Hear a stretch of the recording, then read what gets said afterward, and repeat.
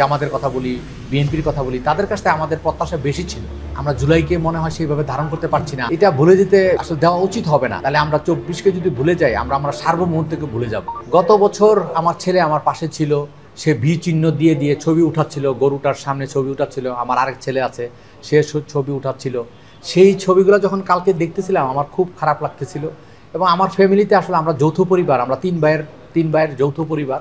আমরা একসাথেই থাকি, একসাথেই কোরবানি দেই। কিন্তু কারো মনের মধ্যে কালকে কারো মনেই ভালো ছিল না। সবার ভিতরে কেমন যেন একটা ফাঁকা ফাঁকা অবস্থা, কেমন যেন একটা শূন্যতা আমরা অনুভব করতেছিলাম। গরু কোরবানি দিয়েছি ঠিক আছে, কিন্তু কারো মনের মধ্যে কোনো হাসি খুশি ছিল না, কারোর মধ্যে কারোর সাথে কোনো কথোপকথন ছিল না। মানে সবাই যেমন নিজে নিজে কাজ করতেছে, একটা অভাব অনুভব করতেছিলাম। আমার এই ছেলেটা যখন নাই, এই ছেলেটা না থাকার কারণে আমাদের আসলে ওইভাবে ঈদটা আসলে হয়নি আবার।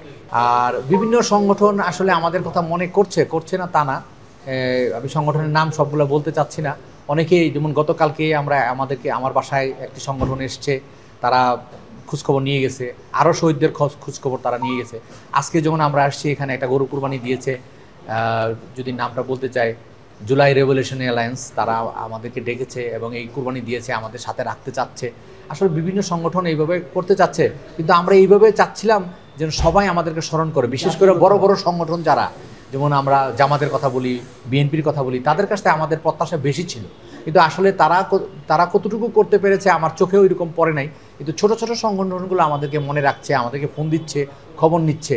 কিন্তু বড় সংগঠনগুলো একটু বড়োভাবে আশা করেছিলাম। আমরা লক্ষ্য করে দেখতেছি আসলে শহীদ পরিবারগুলো তো আসলে অনেকের ভিতরেই হতাশা আছে। হ্যাঁ, আসলে সেইভাবে আমরা জুলাইকে মনে হয় সেইভাবে ধারণ করতে পারছি না। আমরা জুলাইকে ভুলে যাওয়ার একটা প্রবণতা মনে হয় লক্ষণীয়। এটা ভুলে যেতে আসলে দেওয়া উচিত হবে না। এত বড় একটা ম্যাসাকার এই দেশে হয়েছে, এটা যদি আমরা ভুলে যাই, তাহলে আমরা ২৪কে যদি ভুলে যাই, আমরা সার্বভৌমত্বকে ভুলে যাব। সো আমি মনে করব আমাদের আরও সোচ্চার হওয়া উচিত। এটাকে ধরে রাখার জন্য আরও কর্মকাণ্ড আমাদের করা উচিত।